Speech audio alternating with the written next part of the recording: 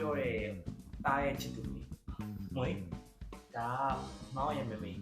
ကောင်းမွေးရည်နဲ့ ဟုတ်ကဲ့တွေ့ရဝမ်းသာပါရဲ့ရှင်တင်းရင်နဲ့မွေးပါနာမည်နဲ့လူလေးကတော့လိုက်ပါတယ်ကွယ်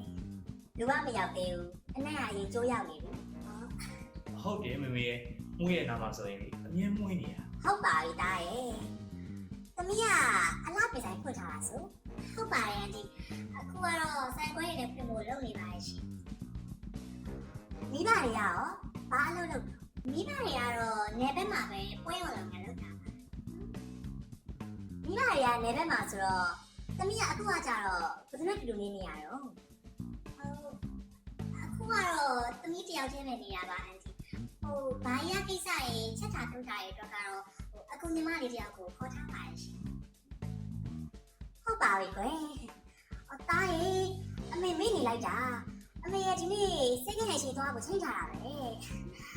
အာမိုင်ကသမီးရဲ့သမီးတို့ကလေအချိန်တခြားမပေးနိုင်တယ်လို့ဖြစ်သွားတယ်ဒါသမီးကိုအရှိကိုလိုက်ပို့လာအောင်လေကွယ် ဟုတ်မမေ ခွင့်ပြုပါဦးအန်တီကောင်းပါပြီသမီးရဲ့မမေကတော့သဘောမတူလို့ပြောပြပြီနော်တာ မမေကလည်းမွေးမှာဘာပြစ်ချင်မှရှိလို့တော့ဒီလောက်ဆက်စားရပြည့်စုံနေတာဟာ အေးအဲ့ဒါလို့ပြည်စုံနေလို့ပဲပြောနေရတာဟဲ့ဒီမဲ့တာလူတယောက်ကိုလေအကျဉ်းမဲ့အပေါ်ရင်ကြည့်ပြီးတော့ဆုံးဖြတ်လို့မရဘူးဟဲ့အတွင်းမဲ့ကိုလည်းသိချမြင်အောင်ကြည့်ရတယ်တာရဲ့ အတွင်းပိုင်းလည်းပြည့်စုံတယ်မမေရဲ့တားတည်တယ် ဟဲ့ငါပြောတာစိတ်နေသဘောထားကိုပြောနေတာဘာတွေပြောနေရတော့ တားလည်းပဲစိတ်နဲ့သဘောထားကိုပဲပြောတာလေမမေရဲ့မွေးကအရင်စိတ်ထားကောင်းတာအလူတန်းဆိုလည်းလေတအားရရောတာမိမမဲ့ခေးရရေးပါတယ်မအောင်သူဖလားစီထောက်ပံ့နေရအများကြီးပဲမမေရဲ့ ဘာလို့အမှားတော့အဲ့အားတွေကဒီမဲ့တာမမေလို့ချင်တာကလေခိုင်နေဝင်လည်းမဟုတ်ဘူးမာသာဖရီဇာလည်းမဟုတ်ဘူးငါသားအတွက်စနေကမမေအတွက်ချွေးမကောင်းအောင်ပဲလိုချင်တာတာရဲ့ဒီမဲ့မထိုင်မမေပြီးတော့တေချာနားထောင်စမ်းမိမဆိုတာမျိုးပါလေကိုယောက်ျားရှာတဲ့စီစဉ်ဥစ္စာကိုတပြားတစ်ချက်မှအလေးလို့မရှိအောင်ထိမ့်တက်ရတယ်ဟဲ့အခုမိကောင်မလေးကိုကြည့်စမ်းပြင်ဆင်ထိုက်တာများဟဲ့တကူလုံးနေရလို့ကိုမကြံတာယူမြယူပြီးတော့လေမင်းရှာတဲ့ပတ်စံသူ့တဲ့နေကောင်မဟဲ့မမေကြိုတိနေတယ်နော်မထိုင်မဖြစ်ဘူး မွေးကလည်းသူ့ဝင်ဝင်နဲ့သူပါမမေရဲ့ သူ့ဝင်ဝင်ဆိုတာလေဟဲ့သူ့အတွက်နဲ့သူတွေကားမြတ်မဟုတ်ပါဘူးနောက်ပြီးတော့အလှပြေးတိုင်းဆိုတဲ့စီးပွားရေးမျိုးနဲ့လေမမေဖြစ်သဘောမကျပါဘူးလူပေါင်းစုံမိန်းမပေါင်းစုံလူရှိချုံစကားရှုံးတယ်လေပညာရေးဆုံးတဲ့ဆုံးပြီးမင်းကိုပညာရေးပြလိုက်မယ်တာရဲ့နောက်ပြီးတော့ဗာဆိုင်ခွဲရအဖွင့်ဖို့လုပ်နေတယ်တမလည်းမိသားစုတွေအချိန် UPT ကိုယ်ဝေစားကိုရှုံးဝင်နေရတယ်ဆိုတော့မဟုတ်သေးဘူးနော်တာအမေကြုံမြင်နေရတဲ့အားတွေကို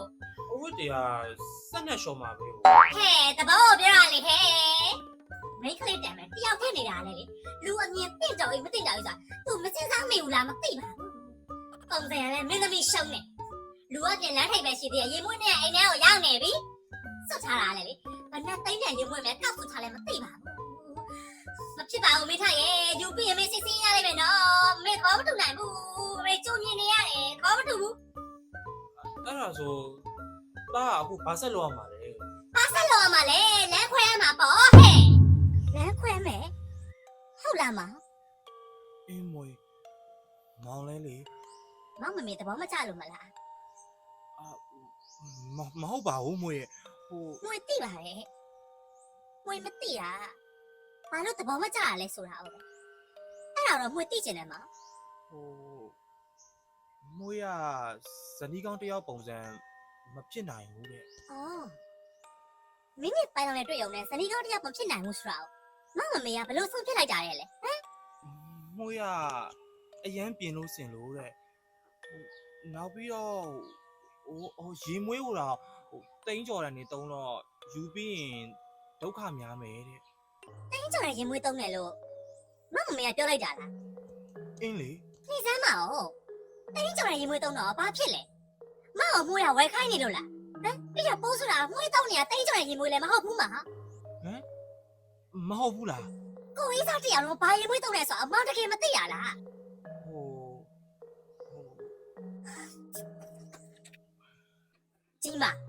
ဒါကျမသုံးတဲ့ Miss Perfume မောင်မေပြောတဲ့တင်းကြော်ပါရဲဆိုရင်မွေးပေါ့ ဘယ်နှစ်သိန်းအောင်ကြော်ရလဲ ကိုလေသမင်ပြောနေရလေတိတ်ကျော်နေမဟုတ်ပါဘူးလို့ပြောပြနေပြီဟာကို တမင်ပြောနေရတာ မောင်ကျမတကယ်စိတ်တူလာပြီနော် မောင်ဘာလို့မိလို့လဲဗျာအော်ဟိုမမေပြောသလိုတိန်းကြော်တာမဟုတ်ဘူးဆိုရင်လေမောင်ကိုအဲ့ရေမွေးပလင်းလေးခဏပေးလိုက်ပါလားယင်မောင်အဲ့ဒါလေးကိုပြပြီးတော့မမေကိုရှင်းပြပေးမယ်လေနော် ရှူသွားလေမောင်ရဲ့ရှင်းပြတဲ့ခါကျလေဒါကမြန်မာနိုင်ငံရဲ့ number 1 inspire perfume ဆိုတဲ့အကြောင်းလေးပါတခြားထပ်ရှင်းပြလိုက်နော်မောင် number 1 inspire perfume မင်းချာရှင်းရလေတော်တော်စိတ်တုံမို့စိတ်ကြလို့ကောင်းတဲ့လူပဲတော်ပြီဘာမှလည်းရှင်းမမေကိုတော်ပြီထပ်ရှင်းပြစရာမလိုဘူးရှင်းနေကျမကိုလေသဘောမတူပါဘူးဆိုတဲ့ဆုံးမချက်ကိုလည်းကျမကိုယ်တိုင်ကချစ်ချစ်နဲ့ကြီးကိုသဘောတူပါတယ်ဆိုတဲ့အကြောင်းကိုပြောလိုက် ဘာဟုတ်မွေဘာသဘောမတူတာဟိုဘာသဘောတူလဲပြောရမှာဘယ်လိုပြောရမှာလဲ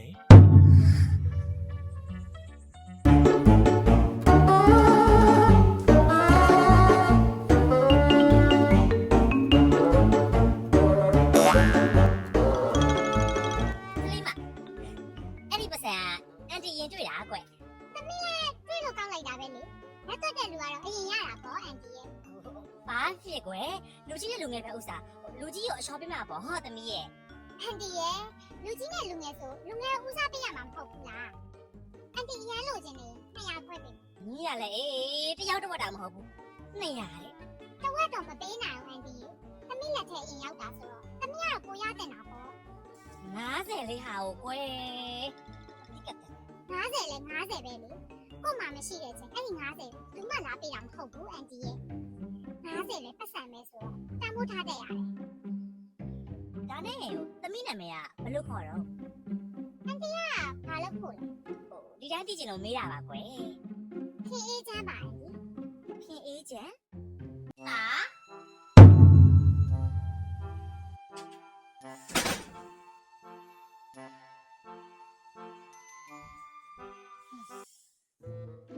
ဒီလိုကြီးအခက်မဲ့အောင်နေလို့မဖြစ်သေးဘူးလေကွယ်ဘာမှလည်းမစားမတောင်းနဲ့ဒီတဲ့ဆိုကြရင်ဒုက္ခများမယ်နော်ငါတော့မမေ့ကြိုသိနေတယ်တစ်ရှူးတွေပွားထားတာပဲ မွေကိုတတိယလိုပါဗျာ ငါသားရဲ့ရောက်တဲ့ချစ်ပြလို့တော့နေလို့ရလားဟဲ့ဒုက္ခပါပဲ မမေမချစ်ဘူးလားတာမွေကိုအရင်ချစ်တာ ချစ်တယ်ဆိုရင်လေမဖြစ်နေတဲ့သူမျိုးကိုပွားတဲ့အတင်းဆွဲခေါ်လို့မရဘူးသားရဲ့ဒီမှာကိုချစ်တဲ့သူကကိုရင်မထဲမှာပဲထားဟုတ်ရွေးချစ်တဲ့သူမျိုးကြလေကိုယ့်ရဲ့နားမှာထားရတယ်အခုလေတားနာမှာရှိတဲ့နဲ့တားလက်ဆက်တဲ့မိန်းကလေးမျိုးမမေတွေ့ထားပြီတိလား ဘာတူလဲမမေရဲ့နေပါဦးတာတော့အသေးကွက်လို့မပြီးသေးတဲ့ဟာကိုအစ်စစ်လေးနေပြစီအောင်တရား ဒီလိုတယောက်တည်းကွဲနေလို့ကလေကွဲလို့ပြီးမှကိုမဟုတ်တော့ဘူးအသေးကွဲတာမြန်ကြောက်ချင်းအတစ်ပြောင်မြန်အစားထိုးရတယ်တားရဲ့မမေကကြိုသိလို့ပြောနေတာ မမေပြောနေတာဘာတူလဲဘယ်ရလဲတာကိုလည်းပြပါဦးပြီးတော့သူ့ရောတာမချင်ဘယ်လိုလုပ်မှာလဲ ညားလိုက်တဲ့မေးခွန်းနေဟဲ့တကယ်ကြာအဲ့ဒီချစ်တာရင်မချစ်တာရဲ့ဆိုရင်ဘာမှသိရေးကြည့်ရမဟုတ်ပါဘူးငါသားရဲ့ဟောချစ်ပါတယ်ဆိုပြီးရွေးသူတွေလည်းလေ UP 10နဲ့15နဲ့လို့ရှိရင်ဘသူမှချစ်ကြတာမဟုတ်ဘူးဒီတိုင်းပဲတန်အောင်တင်မနာထောက်ထားပြီးစက်ပေါင်းကြတာတကယ်နဲ့အရေးကြီးကြတာလေအခုနကမေပြောသလိုပဲကိုယ့်ရဲ့ဘဝပဲကိုယ့်နာမှာရှစ်တဲ့သူမျိုးဖြစ်နေဖို့ပဲ ဟုတ်မှလည်းလုပ်ပါမမေရဲ့ အမလေးငွေရည်ပါဟဲ့မေပြောသလားလိုက်လို့ဆမ်းပါငါသားစစ်ချမ်းသာမမေကကြိုးတင်နေလို့ပြောနေတာ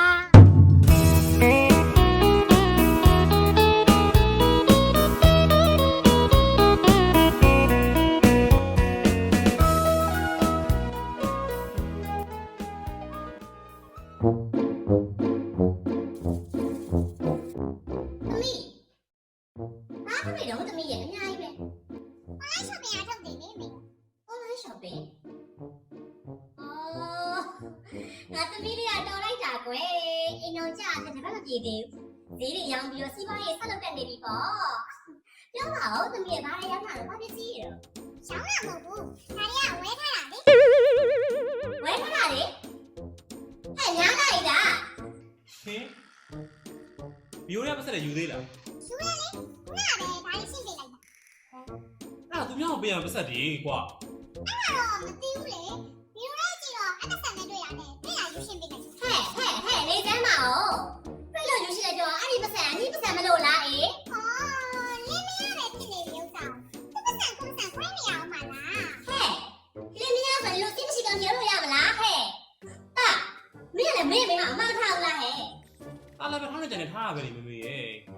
တီမှာစိတ်တွေရှုပ်လိုက်ကြတာ ခင်အေဂျင့်ဒါနောက်ဆုံးချိန်ဖြစ်မစိနော်နောက်တစ်ခါလိုချင်တာရှိလို့ရှိရင်ငါသားစီကိုခွင်တောင်သူပေးတာကိုပဲယူဘာကိစ္စခွင်တောင်ရမှာလဲအဲ့ဒီကကျမလေးဖြစ်နေပြီကိုယ့်ရဲ့လက်ဆက်ကိုယူတော့ဘသူ့ကိုယူစားအမေယူမတော့စေချင်ဘူးဆိုရင်တော့ကျမတော့ဖို့အတွက်တစ်လောက်330လောက်ဖြစ်ဖြစ်တိကျပေးထားတယ်မဟုတ်ရင်တော့လိုရရှိယူတော့ရမှာလေဟဲ့အမလေးနေပါဦးမင်းဆိုရင်တော့330လောက်ထွေးရအောင်မင်းကဘယ်ဘဝလာခဲ့တဲ့ဟာမှမလို့လဲဟမ်အဲ့ဒါပြန်စမ်းပါဟဲ့မတမ်းမြိုင်ခွန်လာစမ်းပါနဲ့ဗျာလေနှစ်ပြားခွာသုံးရတဲ့ဟာမှအမြင်ကျမပါတာကျမအရင်ကတစ်ပြားကိုနှစ်ပြားမကလို့သုံးရတဲ့ပါပါအခုကမတူတော့ဘူးလေရှိတော့300ထောင်းရမှာလေအော်အဲ့တော့နေပြောချင်တာနင်းလင်ယူခဲ့တာမွေးဘူးမစားဘူးလေဝေးဘူးစားဘူးချင်တယ်ပေါ့လေအဲ့လိုလားဘာမို့ဘာ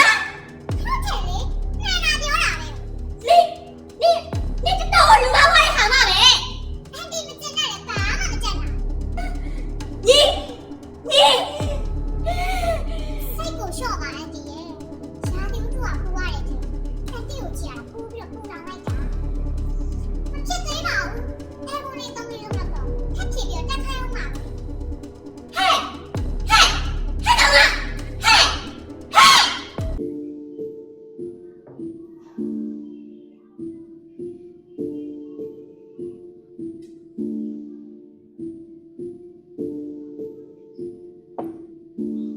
မွေ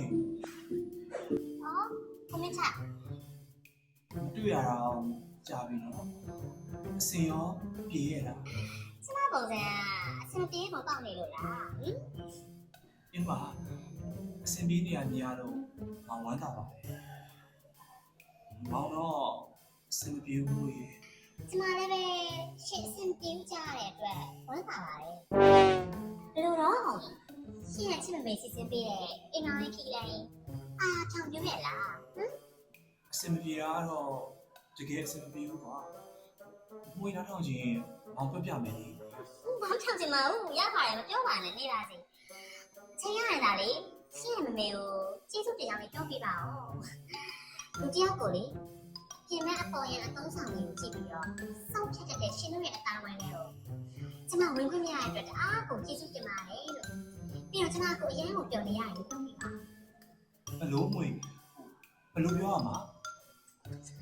ရှင်ကခုချိန်ကျဘာမှမပြောင်းနေသေးနဲ့လို့ မွေလည်းတူတူပါပဲအရင်လိုလှရုံနဲ့အနာရရင်လည်းအရင်လိုပွေးတော့မှာပဲ ဩဘာမှမလုပ်မထားမိရဲ့ကျမဘသူ့အတွက်ကြောင့်လည်းမအောင်လေးပြင်စရာမလိုဘူးလေအဲ့တော့အရင်တိုင်းပဲဆက်ရှိနေတာဆက်လို့လားကိုမင်းထိုင်ရဲ့ဟမ်ဩခုတော့လေရင်မွေးကုန်နေလို့ဒီမလာကလေးဝန်းဝဲလာတယ်ကျမလေးမမေ့ရမလားရှင်းလို့ချင်းလားရှင်းလို့ချင်းကျမပေးမယ်လေကျမရဲ့နောက်ဆုံးလက်ဆောင်ဖြစ်နေပေါ့နင်တော်တော်တရားလို့နေပြီနော်ခင်အေးချင်းတရားလို့လားအန်တီကျမဘာမှဟုတ်တာလုပ်နေလို့အော်နင်တော့ကလေးကချင်းနေချက်ပြောကြရလေအဲ့ဒါဘာလို့မဟုတ်ဘူးလားကျမဘာမှမပြောမိလို့လေနင်မပြောပြရလေဟာ90ဆိုလည်းပတ်ဆက်ပဲငွေဆိုတာတက်လုံးချရပါတယ်ဆိုဟေးအခုငါ့ကိုအဲ့လိုပြောခဲ့တဲ့ကမှငါသားဆံပြောင်းထိကပြီးတောက်ပြောင်းနေရတယ်ကလေးကချင်းကြတာပေါ့နင်ဘလားမလဲထုတ်တာပေါ့ကောင်မရဲ့ဟုတ်တယ်လေကိုကစက်ကိုတော့တန်ဖိုးထားတယ်အခုကိုရဲ့မစက်လို့တန်ဖိုးထားအောင်စောင်းတယ်ဘာလို့ချင်းအော် ဘာလို့ရှင်းနေဆက်တယ်မီလဲဗျာနေမတနာတက်တဲ့နေအောင်ရှိဘူး ဟာဖြစ်ရမှာလေနေမရ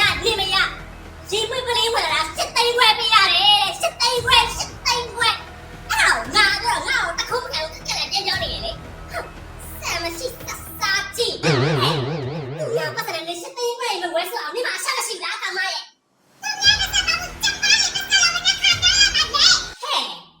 ဆယ်ဘဝတော့ဘဝအဆက်ပတ်စံမမြင်ဘူးကလူသွဲလူရမပြောင်းခဲ့တဲ့ကောင်မငါလည်းမနာတာ အခုမှတော့ဘာမှပြောနေတော့မမေဒါတွေကမမေစစ်စင်ကလို့ဖြစ်ရတာလေ မင်းကမင်းဘာဖြစ်နေကြရလားမင်းထိုင်ဟမ် သားပြောတာမှားလို့လားအကောင်တော့မမေကြိုးတည့်ဆိုလို့ရှင်တော့ကလို့ဖြတ်ကုန်တာလေဗျာဒီမိန်းမဒီလိုစိတ်တက်ဒီလိုအတန်းစားဆိုကြမမေကြိုးမသိတော့ဘူးမလားဟမ် ရှင်းတော့တော့မကြရတာကျမဒီလိုပြောတာဘာကြောင့်မှမရှိဘူး ဘလို့လိုက်တယ်ဘာလို့တော့ဆက်လိုက်တော့လဲဘာလို့တော့ဆက်ကြလဲနင်တို့ပြောကြကြမရှိဘူးနော်ဟဲ့နင်ကပြောတာမဟုတ်လို့စစ်တာဘာတော့ကြလို့ဟဲ့အဲ့ဒီတော့မကြတဲ့တော့ရှားချဖွေထားတာပဲနင်မျိုးနေဆိုနေစားနေတော့နေတောင်းနေဆွနေရမဟုတ်ဘူးလားဟမ်ချာပါစဲလေရှစ်တော့ကျမတို့သုံးချိန်ကျလို့ရှိရင်ရှစ်တော့ကျမတို့လင်းဖမ်းလိုက်ဟဲ့ငါကြိုသိနေတယ်ဒီကောင်မလက်ထောက်ပြီးအလုံးလုံးနဲ့အောက်ကျန်းကြတော့ငါကြိုသိနေတယ် မြန်မာနိုင်ငံရဲ့နံပါတ်1 inspire perfume ဖြစ်တဲ့ Miss Perfume မှာဆိုလို့ရှိရင်တော့ရွေးချယ်စရာအနံပေါင်း100ကျော်အောင်ရှိပြီးတော့ size နဲ့ဆိုလို့ရှိရင်လည်းပဲ30 ml နဲ့5 ml ဆိုပြီးတော့ size နှမျိုးလာပါတယ်။ဆိုပြီးတဲ့အခါမှာလည်းပဲ8နာရီနဲ့12နာရီအထိရန်တန်ဆွဲစီပြီးတော့ကောင်းမွန်တဲ့ရည်သွေးကိုအပြည့်အဝခံစားခြင်းနဲ့ဆိုလို့ရှိရင်တော့ကိုယ့်ရဲ့ရည်မွေးပလင်းလေးတွေကိုနေရာတိုင်းရဲ့ထိတွေ့ရဲ့နေရာတွေမှာတိတ်ဆဲခြင်းမှရှောင်ပေးပါအစီပါဝင်မှုများတဲ့အတွက်ကြောင့်အဝိစားရည်နဲ့တစ်ခါမှမှစုပေးပါနောက်ပြီးတော့အယောင်ပါတဲ့ရည်မွေးလေးတွေကိုကိုယ့်ရဲ့အဝိစားအယောင်တို့တွေပုံမှာဆွတ်တော်မယ်ဆိုလို့ရှိရင်တော့ခမိုးရံနဲ့စုဖို့အတွက်အကြံပေးပါရစေခင်ဗျာ Miss Perfume ကိုဝယ်ယူအားပေးခြင်းနဲ့ဆိုလို့ရှိရင်တော့ရန်ကုန်မြို့နဲ့မန္တလေးမြို့မှာရှိတဲ့ showroom များမှာလည်းပဲလူကိုယ်တိုင်တွားယူဝယ်နိုင်တယ်လို့ Miss Perfume Facebook page ကလည်းပဲမှာယူနိုင်ပါတယ်ခင်ဗျာထိုင်းနိုင်ငံမှာရှိတဲ့များအတွက်ကလည်းပဲ Miss Perfume Bangkok office ကနေပြီးတော့အိမ်ရောက်ပို့ဆောင်ပေးနေပါတယ်မြန်မာပြည်မှာနံပါတ်1အားလုံးကြိုက်တဲ့ Miss